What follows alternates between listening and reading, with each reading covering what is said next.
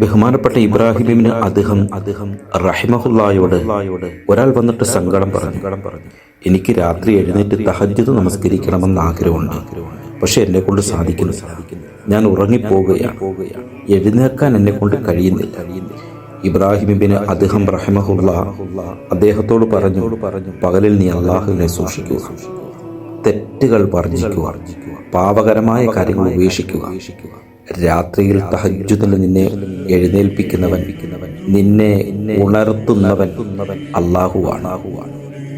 തഹജ്ജുദ് നമസ്കരിക്കുക എന്നത് വലിയ ശ്രേഷ്ഠകരമായ ഒരു കാര്യമാണ്.